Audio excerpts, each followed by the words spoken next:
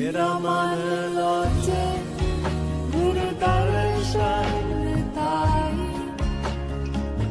बिलाव करे चातिक की नियाई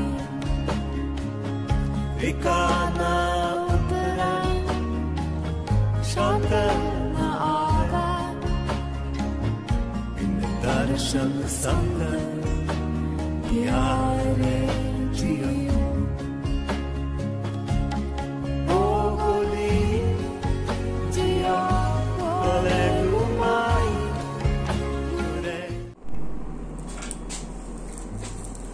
Здравейте, скъпи приятели! Днес ще продължим с женските енергии и тяхното навлизане в нашето пространство. Вчера беше уникална дата, 12.02.2021, тя беше огледална, а днес е 13.02.2021 година. Съответно, тази дата е много силна, защото 13 е числото на Феникса, на смъртта, на промяната, както и на богиня Марена и другите тъмни божествени енергии, като на Хиката и нейните производни, както и Кали. И съответно, днес е уникален ден с уникална възможност да можем да пренастроим своите енергии. Видеото е актуално, както всички мои видеа, по всяко време, което бъде намерено, така че не се притеснявайте, ако сте намерили видеото по-късно. Разкладите на моя канал са квантови, те са актуални по всяко време, ритуалите също и дори с времето стават все по-силни и по-мощни, на принципа на намолените икони в църквата. На въпросите за защитата на жрицата императрицата, която получихме от предишния разклад, какво представлява, пак обяснявам какво представлява тази защита. Тази защита дава на жената възможност да живее спокойно, да не живее в стрес, че някой ще я придаде или някой ще постъпи лошо с нея, поради простата причина, че този, който се осмели да направи това нещо, като например да я използва, да се отнася несериозно с нея, да се подиграва с нейните чувства, да я изневерява, да я вкара в любовен триъгълник, тогава човек, който се е осмелил да направи това нещо, т.е. мъжа, плаща с благата си. Първо неговия род става роб на човека, който има тази защита, на жената, която има тази защита, 9 колена назад и 9 колена напред. И самия мъж става роб на жената, която е накърнил, 9 живота назад, 9 живота напред. В какво се изразява това? Всичко ще бъде на енергиен план, т.е. всички блага под формата на енергия, на потоци отиват при потърпевшата. И бъдещите животи, през които този мъж, който се осмелил да направи това нещо в ерата на матриархата, то той ще работи за тази жена енергийно 9 живота напред. Т.е. всички добри дела, всички ресурси, всичко ще отива при потърпевшата, а този, който се осмелил това да го направи, ще живее като скот. Справедливо е, колкото и да не им харесва на мъжете, но тези мъже, които пък постъпват добре с жените, ще бъдат богати, успешни и влиятелни. И какво представлява ерата на матриархата? Ерата на матриархата, това е възвръщането на божественото начало обратно на земята, както е изначално. По принцип, ако прочетете езотеричните книги, ще видите, че навсякъде е описано, че първо началото на всичко е женската енергия, първо е била богинята, майката на майките, на всичко е богинята майка. И съответно, първо е било женското начало и след това се е появило мъжкото начало. Това е описано и, например, в Библията Непорочното зачатие на Дева Мария. Библията не бива да се чете буквално, там всичко е закодирано, има страшно много знания и ключове. Когато човек има знания, когато може да тълкува и да разшифрова всичко, което е вътре, както и в другите стари свещени книги, това си е описано. И съответно жената е лоното на живота, а мъжа е нейно производно, тъй като жената ражда мъжете от своето лоно. Това си е написано навсякъде и съответно винаги женското начало е било почитано, тъй като жената това е извор на сила, извор на изобилие, извор на живот. И когато се е накърнявала нейната чест, този, който е накърнявал нейната чест, е нямал право да живее, т.е. семейството на конкретната жена имало право да убие този, който я е обезчестил или е постъпил лошо с нея. Затова имаме много доказателства по книгите, там за дуели и прочее, които са се правили за някаква обида и прочее. За непорочното зачатие какво е написано? Дева Мария, т.е. богинята, която е в християнския Григор, женското начало, забременява и непорочно ражда Божия син, т.е. мъжа.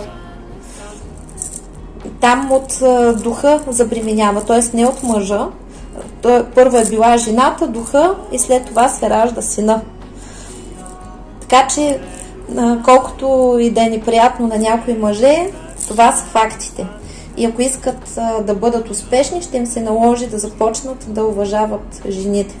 И сега, който е приел тази защита от първия разклад, какво ни предстои, сега богините, които влизат все по-силно и по-силно, сега в момента сме под влиянието на императрицата, следващия месец влизаме под влиянието на императрицата и след това влизаме и под влиянието на императора и ще има много големи корекции в отношенията между мъжете и жените. Съответно в новото време тези мъже, които не уважават жените, нито ще имат пари, нито ще имат право да се размножават, да имат деца и прочее. Ще оцеляват само най-силните и най-достойните екземпляри.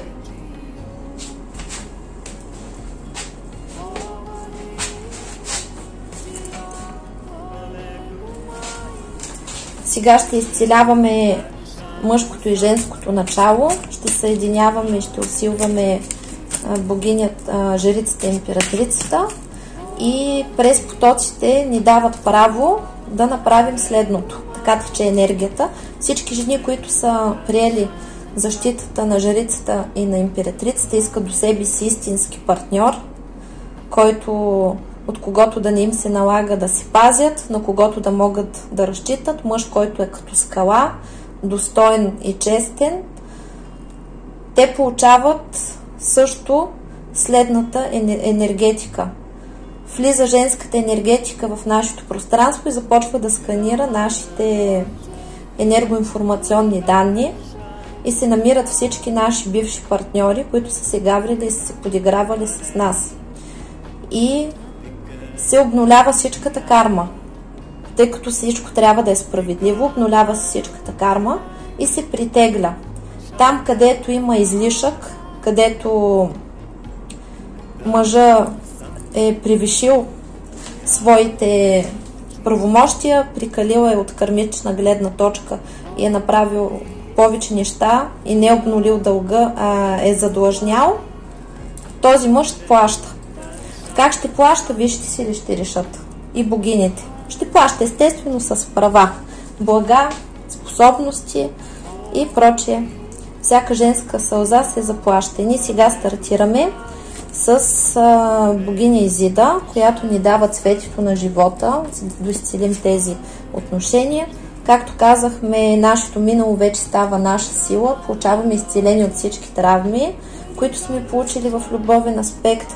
Тук се уравновесяват везните на баланса, енергетиките, кармата, всичко се уравновесява и ние получаваме изцеление. От тук нататък няма да се страхуваме, ако някой реши да злоупотреби с нас. Даже е готино. Защитата на жриците и на императриците изглежда така. Гледаш го твоя хубосник и му викаш: хайде, скъпи, постъпи лошо с мен. Хайде, миличък, иди да ми изневериш. Хайде, подиграй се с мен. Отичичичу, сладък, знаеш ли как ми трябват блага? Така, момичета, тази защита ви дава спокойствие, че вас не ви интересува кой как ще постъпи с вас. Важното е, че накрая вие ще сте на печалба. този, който е постъпил така с вас, ще живее като скот. Ключа на живота получаваме от богиня Изида и ни дават разрешение за магичния ритуал, както и активацията на тъмните мистерии, които ще получим, както и ключа за тези мистерии. Благодарим! И ние сега ще стартираме с активацията на енергиите на матриархата, като при нас за тази цел ще дойде великата богиня Кали Махакали.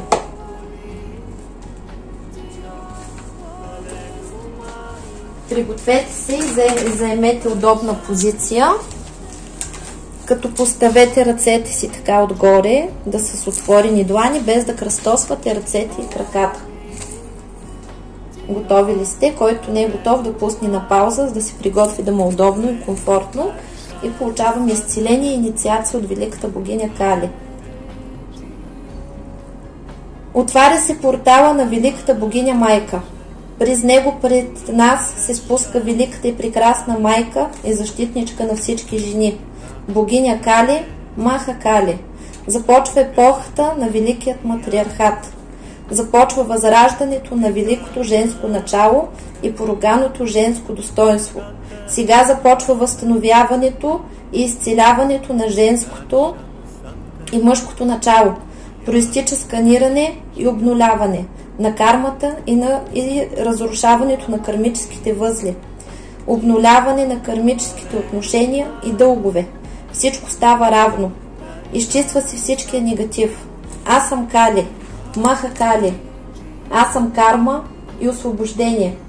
Аз съм светлината, аз съм мрака. Аз съм пътя, аз съм целта. Аз съм привързаността, аз съм жертвата. Аз съм атома, аз съм мирозданието. Аз съм краят, аз съм началото. Аз съм Гоури. Аз съм Кали, Махакали. Аз съм първоосновата на всичко. Майка на всичко съществуващо. Аз съм лоното на живота.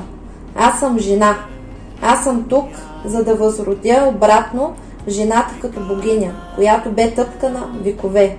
Аз съм тук, за да спра поругаването на женската чест. Аз съм тук да възродя женската сила и достоинство, защото жената е лоното на живота.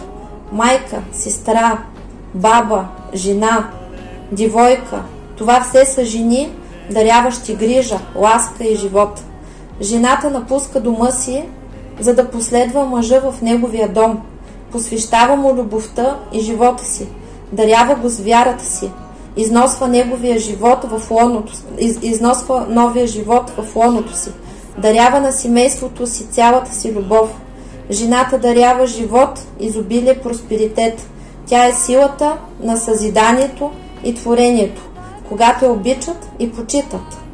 Но когато е поругана, жената се превръща в оръжие на разрушението и тогава на всеки негодяй ще му се наложи да се склони, в противен случай напълно ще се разруши.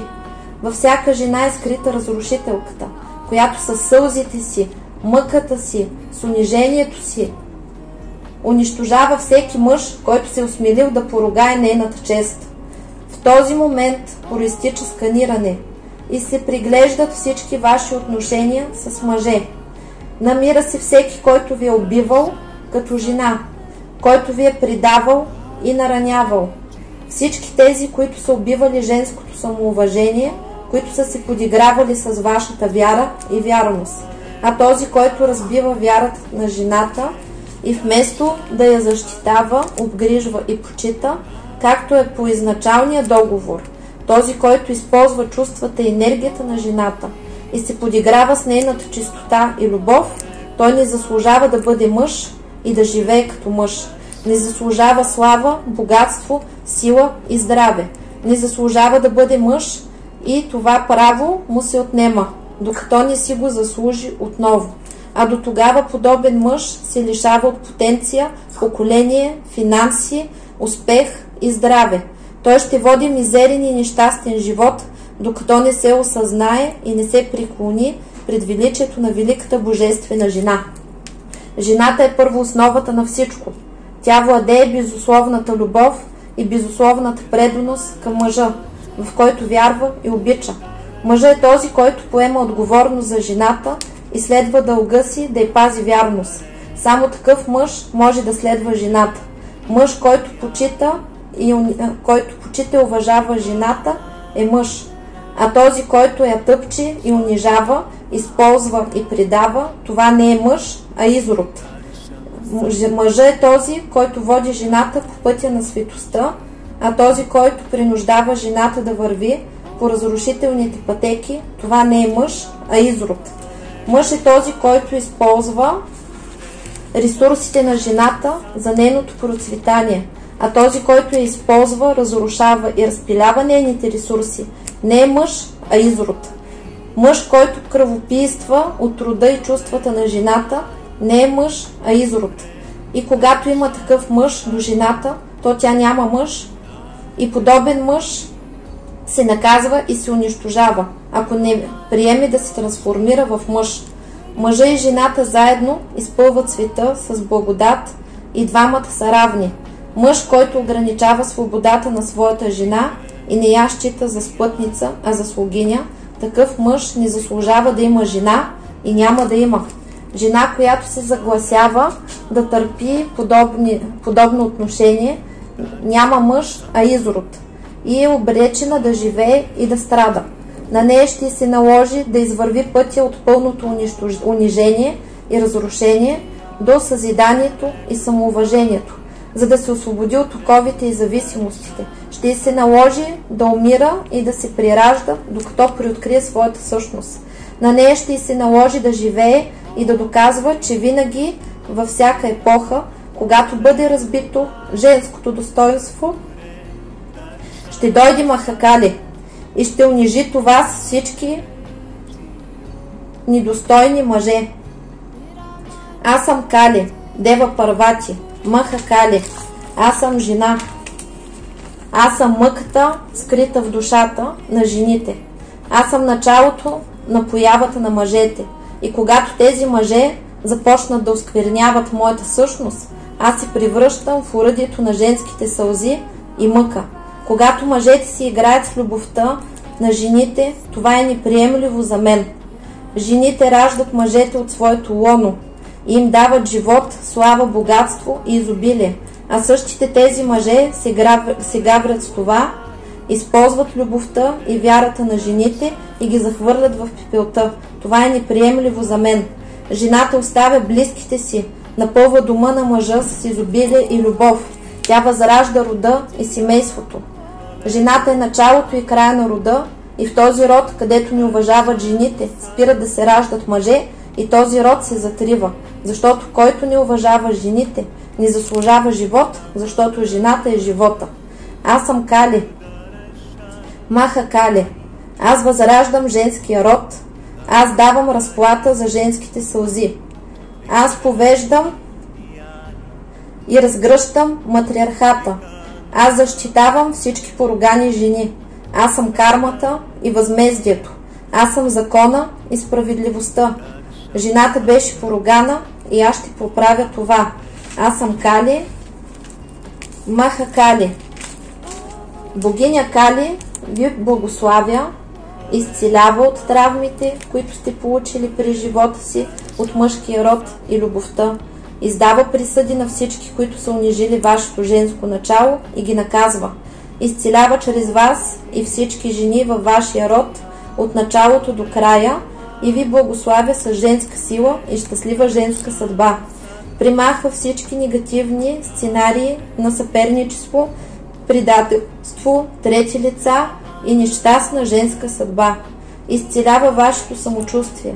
Дава ви увереност, сила и победа над всеки, който реши да поругава вашата божествена женска чест и достоинство и наказва всеки, който дръзне да го направи. Мъжете в ерата на Махакали, великия матриархат, имат два избора: да се преклонят пред своята създателка и да получат благословия, слава, богатство, успех, просперитет и изобилието на Вселената, или да живеят беден, нещастен скотски живот, като ще загубят правото си на щастливо партньорство и продължение на рода. Свободни са да избират, защото унищожавайки вярата и любовта на жените, използвайки ги и предавайки ги, те активират в жената унищожителката и плащат жестоко за всяка нейна сълза. Аферата на матриархата, аз Кали, аз Гаури, аз Дева Парвати, аз Махакали, не разрешавам това. Ще наказвам жестоко и ще отмъщавам за всяка жена, за всяка нейна сълза и за всяка нейна мъка.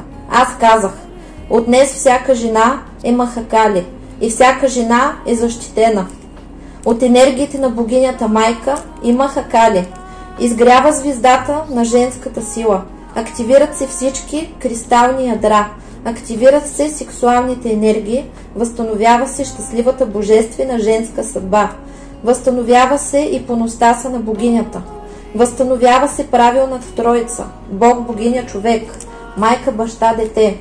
Потоците остават активни сега и завинаги и вовеки, за пълното изцеление от всевъзможен негатив и до пълното възстановяване и защита на женското божествено начало. Благодарим, така да бъде, истина. Златен прах се сипе от божественото лоно на богинята майка и ни изпълва и насища. Изпълваме се с нейната божествена енергия и светлина и от ден на ден разцъфтяваме като божествени цветя, лотоси, орхидеи, рози и цялото природно царство на цветята. И в нашето пространство има радост, любов, процветание и красота. Благодарим в миналото, настоящето и бъдещето, така да бъде, истина. Благодарим на Кали. Благодарим.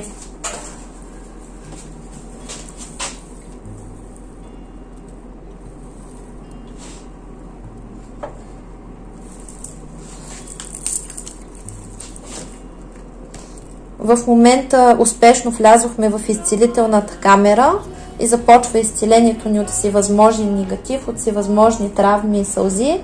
Виждате ли, тук са сълзичките? Свещичката плаче. За всички тези сълзички ще се плащат. Ще ни плащат. Изцеляваме се от зависими отношения, изчиства се астрала от нашето пространство, тъй като за астрала най-апетитни са женските енергии, тъй като жената това е емоцията и съответно мъжа много често попада под влиянието на астрала и бива използван за да издевателства върху жената. И по този начин се източват нейните енергии. Получаваме изцеление от храма на синия пламък и остават активни светлините, порталите от светлина от космоса, както и в момента се активира и върховната жрица. Отново, нали, се показва жрицата.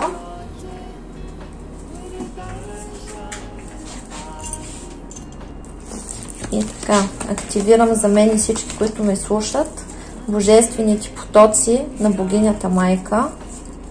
И те ще работят толкова дълго, колкото е необходимо и ще ни пречистят от всичкия негатив. Както ще получим и емоционално изцеление, ще се освободим от всевъзможен магичен негатив. Благодарим.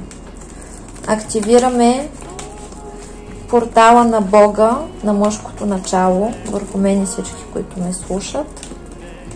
То е разрушено. Активираме за изцелението на мъжкото начало и поправката и хармонизацията на отношенията между мъжа и жената.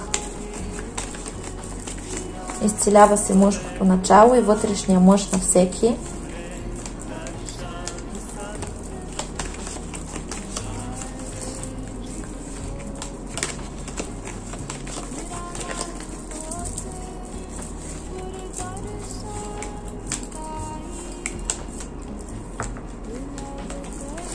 Активирам космочистоти за изчистване от всевъзможен негатив от нашите пътища, от мен и всички, които ме слушат, моите близки, техните близки, моя род и техния род. От магични въздействия, негативни въздействия.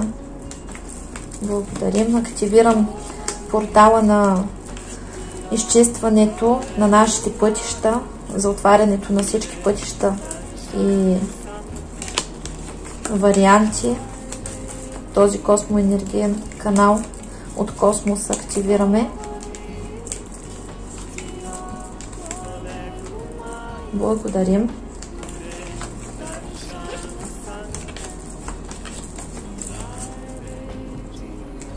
Активираме целителския канал за изцеляването на енергетиката и емоциите и възстановяването на енергийните структури и кристалната решетка на мен и всички, които ме слушат.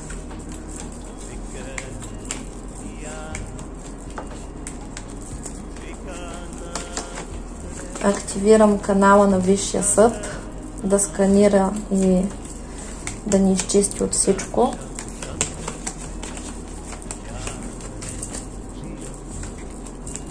Всякакви програми на самота, всякакви негативни черномагични въздействия. Така, активираме баланса на енергиите.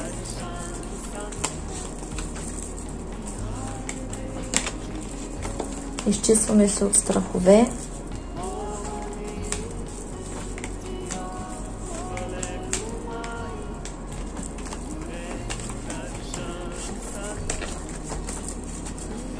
Така, сливаме Бога и богинята в едно. Венчаваме ги. Обединяваме тези два канала.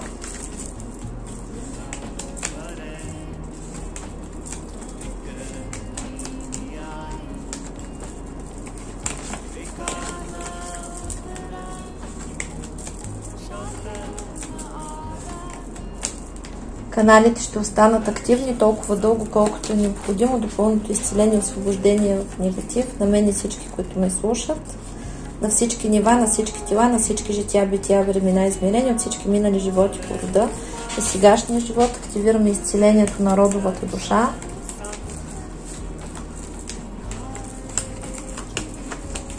Космоенергетическите канали пускаме на изцелението на родовата душа. Благодарим.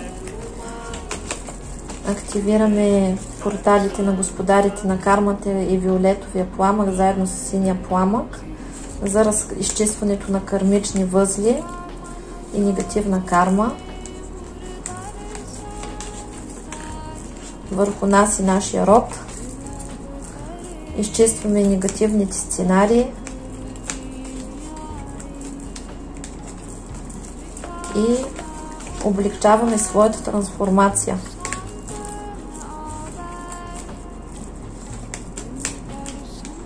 Благодарим.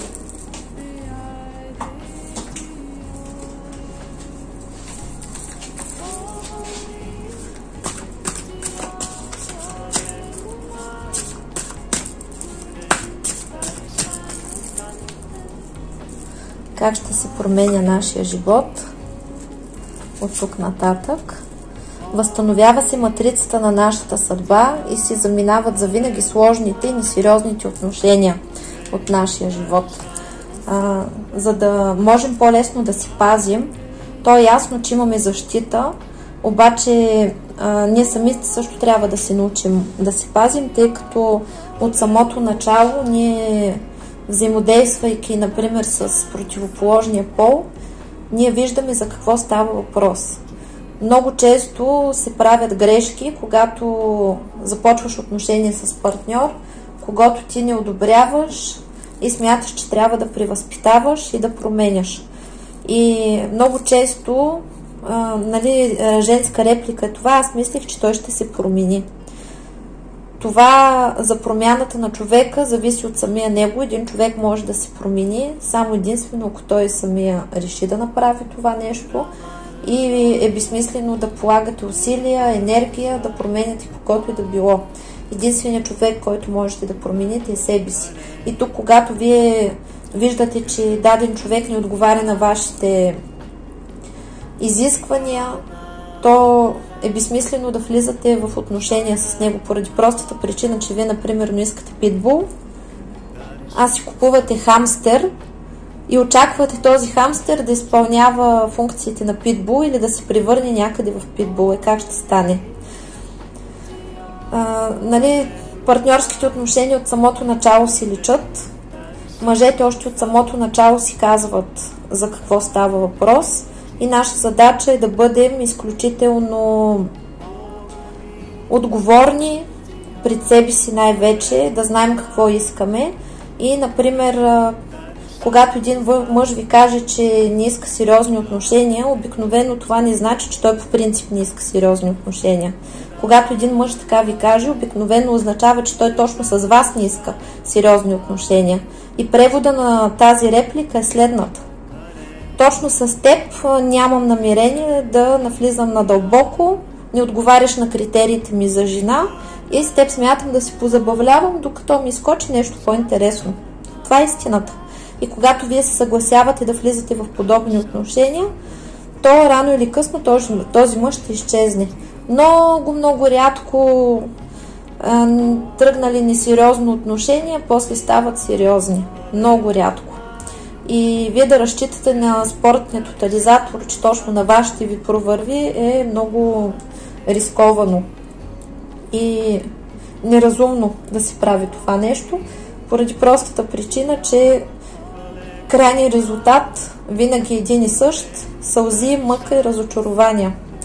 Ние сме тези, които трябва да си поставим висока цена, коронката на главата и да не се съгласяваме на неща, които ни харесват, да се научим да не правим компромис със себе си. И общо взето, ние в живота си сме много по-отговорни към малките неща, отколкото към важните неща. Например, отивате в магазина и решавате да купите, например, хляб. Давам ви пример хляб. И този хляб го виждате, че е мухлясал. Купувате ли го? Естествено, че не. Ако случайно купите мухлясал хляб, какво правите? Хвърляте го. Не се опитвате да го правите. Нали? А какво се случва по принцип с този хляб, който остава в магазина, развален мухлясал или въобще с продуктите, които никой не е купил? Взимат ги на преработка. И същото се случва и с хората. По същия начин, ако един некачествен човек никой не иска да го вземе, този човек има два избора. Или да остане сам, или сам да се поправи. И съответно, когато на мъжете започне масово да им се отказва, безотговорни отношения, спрат жените да ги преследват и да им се предлагат сами, то на тях тогава ще им се върне първоначалната форма на мъжкото начало, където мъжът е защитник и завоевател. И общо взето мъжете в своята същност не обичат да получават нищо на готово и не обичат жената да им се поднася на типсия. Мъжете винаги обичат да има сложности, да има изисквания, да не може лесно да се получи дадената жена, защото ако вие прекалено лесно се дадете на един мъж, то в неговата глава върви следната картина. Значи, например, тя на мен много лесно ми даде, значи на другите така прави. А това, че вие сте се влюбили за първи път и за първи път ви се случва такова нещо, даже да му го обяснявате, той няма да ви повярва. Това не го интересува. Мъжкият мозък е устроен по друг начин. Може да ви звучи старомодно, обаче старите правила са били нужни и затова тогава всичко е било точно. Какво се е случвало преди? Значи, когато мъжа иска жена и е отивал да се сгодява, нали, това в миналото по старите традиции, първо е трябвало да плати откуп, те са ги сгодявали, са им давали време, за да може мъжа да се подготви, да свикне с идеята, че ще става семейство, че ще има семейство. През това време е трябвало да построи къща, да събере там добитък, да осигури поминък, да осигури домакинството. Жената е ходила да помага да обзавежда и да украсява къщата. Но защо се е правило това нещо? Защото мъжа, ако не си заслужи жената, ако не се прибори за нея, ако не си е поставил за цел и не си е заслужил, то той няма да я цени. И поради тази причина много е важно да не влизаме в отношение с мисълта, омръзна ми да съм сама, искам мъж. Или кога ще срещна мъж, за да съм щастлива. Няма кой да ви направи щастливи. Щастието е вътре във вас. И сега в момента ние се учим нашето дърво на живота се поправя се нашата матрица на съдбата, изцеляваме се от негативните родови истории, които ни правят податливи да влизаме в сложни и недостойни взаимоотношения. И ние тук се учим да правим правилния избор. И виждате ли, тук избора не е красив, а тук е красив. Ние се учим да вървим в правилната посока, учим се да оставяме миналото назад и се учим да се радваме на живота и да не влизаме в конкуренция с други жени, тъй като това е противоестествено. И абсолютно всичко старо, всичкото несериозно отношение, всичките любовни триъгълници, всички трети лица, всички трудности в любовта си заминават, всичко се руши и ни се изчиства възможността да имаме щастлива, хубава и споделена любов. Така че перспективата е добра. Надявам се това кратко ритуалче ви е харесало и ще има още. До нови срещи! Чао, чао!